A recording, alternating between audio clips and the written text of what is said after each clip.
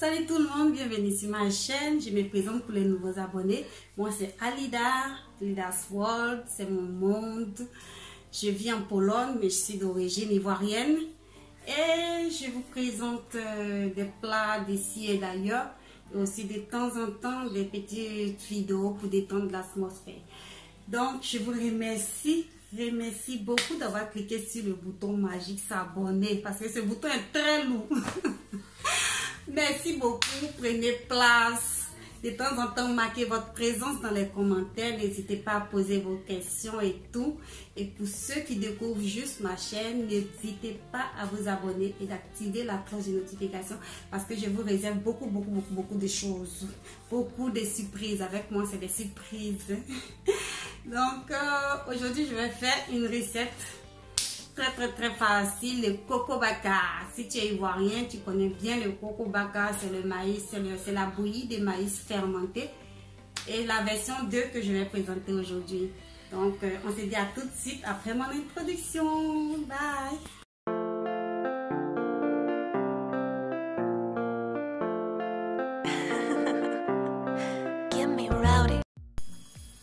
Voilà les amis, pour vous présenter les ingrédients qui vont servir à notre coco baka. Là j'ai du gingembre que j'ai épluché, c'est du gingembre. J'ai épluché, découpé. C'est des clous de girofle. Et ça c'est des poivres africains. Voilà, les poivres africains. Si vous n'avez pas ce genre de poivre, vous pouvez prendre les poivres noirs en grains. Mais je vous conseille pour le premier essai d'utiliser ces épices en petite quantité. Voilà. Et après, vous pouvez rectifier d'un autre jour. Là, j'ai du piment en poudre, c'est facultatif si vous ne supportez pas le piment. J'ai du sucre. Et là, ce que j'ai fait, cette fois, j'ai acheté ces grains de maïs blanc qui sont déjà décortiqués et séchés. Voilà. J'ai trempé les grains dans de l'eau pendant 4 jours. J'ai changé l'eau chaque 24 heures. J'ai changé l'eau chaque 24 heures. Voilà, là aujourd'hui, je crois. Au fait, cette astuce, c'est pour ramollir les grains pour pouvoir mieux les écraser au mixeur. Aujourd'hui, je vais renverser l'eau encore une fois et prendre mes graines. Voilà. Je vais mettre dans le mixeur. On passe à l'étape suivante. Voilà, je vais renverser les maïs dans un blender. Vous mettez dans un blender vraiment puissant.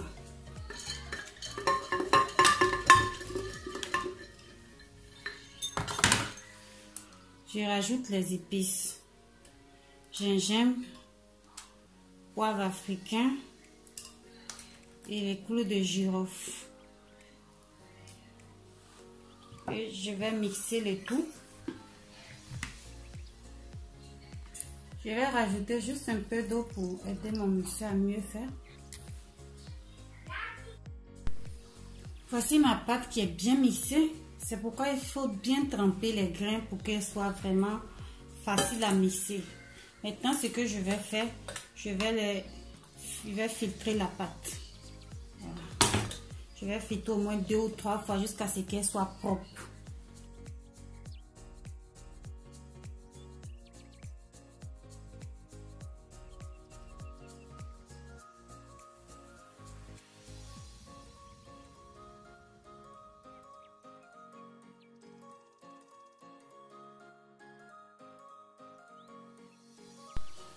Une fois que vous avez fini de filtrer, vous devez laisser que l'amidon descende en bas. Vous laissez reposer un jour ou ça dépend de vous. Moi, je vais laisser quelques heures parce que j'ai envie de boire ça aujourd'hui. Vous pouvez laisser 24 heures ou 2 jours, je ne sais pas. Si vous voulez vraiment fermenter ça. Donc voilà, on va patienter. Ensuite, on passe à l'étape suivante. Voilà les amis, après 1 heure de pause, vous voyez, il y a l'eau qui est remontée à la surface. Je vais renverser cette eau à côté et ensuite passer à la cuisson de mon coco baka. Voilà. Voilà, je mets une casserole sur le feu et je vais caraméliser le sucre.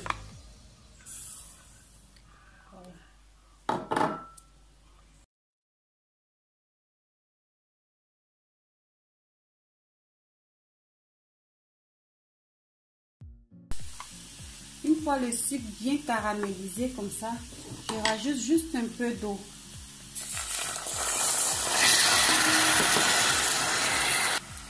Vous mélangez bien pour que le sucre se dissout dans l'eau.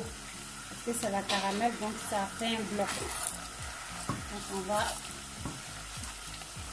on va bien remuer d'abord. Bon, le but de la caramel, c'est de donner une belle couleur à notre coco baka. Je vais maintenant rajouter mon coco baka, ma pâte de maïs fermentée, tout doucement, en tournant.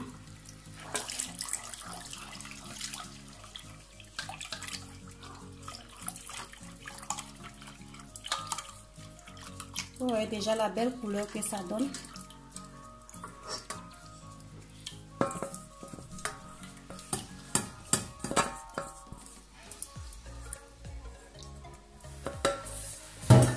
Je vais remuer sans arrêt pour éviter d'avoir des grumeaux comme mon coco baka. Et là, je vais rajouter juste un peu de piment en poudre. C'est facultatif, hein? Si vous n'aimez pas le piment, vous n'avez pas besoin de le mettre. Voilà, j'ai remué sans arrêt ma bouillie. Si vous sentez que votre bouillie devient trop épaisse, vous pouvez rajouter un peu d'eau, hein? Sinon, si l'aspect vous convient, pas besoin de rajouter de l'eau. Vous voyez la belle couleur que le caramel a donné. Et on sent bien l'odeur du caramel, des épices un peu piquantes. En tout cas, pour l'hiver là, c'est trop bon. On va éviter la grippe et tout, et corona aussi.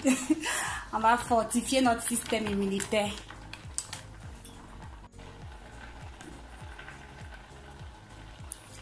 Voilà les amis, le coco baka qui est prêt à être servi. Le coco baka se consomme sur cet aspect un peu liquide, un peu lourd. Vous ne devez pas avoir trop de... Ça ne doit pas être très lourd. Hein. C'est ça l'avantage du coco baka. Donc envoyez vos assiettes où vous voulez dans le sachet. On va déguster. Merci d'avoir suivi la vidéo. On se dit à la prochaine fois pour une nouvelle recette. À bientôt.